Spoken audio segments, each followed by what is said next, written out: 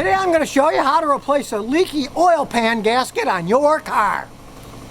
Now the first thing you want to check is to see if it's actually the oil pan gasket that's leaking, because oil often drips down by gravity and it can leak on the bottom, but that might not be where the leak's coming from. Now in this case it's dripping here at the pan, and when you look up on the top we can see that it's all dry on the top. So it's not leaking from the top down, it's actually the oil pan gasket that's leaking.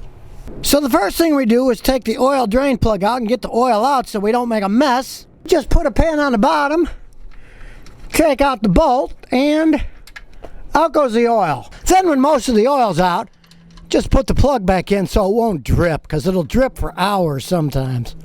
Then we unbolt all of the bolts that hold the pan in. There's a whole bunch of them. And in some cases these bolts are hard to get to. This has a plastic cover, so here we get a screwdriver and you take the cover off, so then you can access these bolts and get to them easier to get them off. And often some of the bolts are hard to get to, so you can get a little ratchet like this with a little socket so it fits in tight spaces better to get them off. Like this. It fits in there and you can pull on it. Now once you're sure you have all the bolts off, you're going to find sometimes it's tricky, because in the case of this Toyota, the pan is actually glued on. We have to break the bond of the glue to get the pan off, and here's how you can do it. So you get yourself a skinny little pry bar like this that has a thin head that'll fit right under the oil pan, and then you can break the seal loose and get the pan off. You get the pry bar between the glue and the pan and you pull on it, and then it starts to come off. And then off comes the pan. And as you can see, this oil pan doesn't have a gasket, it's just glue.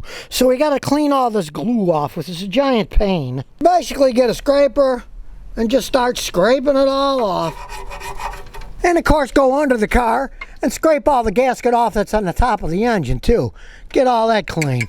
Now you're not going to get it perfect, but you notice, you see all the black pan in the middle where the gasket goes. You want to get that section all perfectly clean, because that's where it's going to seal.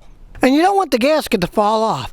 So put a little sealer around the lip and then put the gasket on and let it sit for about half an hour to dry so it doesn't slip when you put it back on. I use this 3M black weather stripping. It works pretty good because it dries fast. You just put a little bead the whole way around. And as you can see, it'll hold the gasket in place. It's not to really seal it much. It's mainly to make it not slip when you bolt it back on. That's why you wait about half an hour for it to dry, so it won't slip as you're putting it back on. Then place the oil pan on and have a couple of starter bolts to start it so it stays in place. And one on the other side so it stays up while you're putting the rest of them in. And here's a trick. Just use your hand and get them finger tight first, then go back later with the ratchet and put them on snug. Then you get the ratchet with a socket and put them on. And you want to get them nice and snug. In this case, it's 80 inch-pounds if you're using a torque wrench, but most guys don't use a torque wrench. They just make them snug and leave it at that. And of course, don't forget to fill the engine back up with oil. You don't want to blow the engine up. So the next time your oil pan gasket is leaking, why not replace it yourself? And remember, if you have car questions, just visit the Scotty Kilmer channel.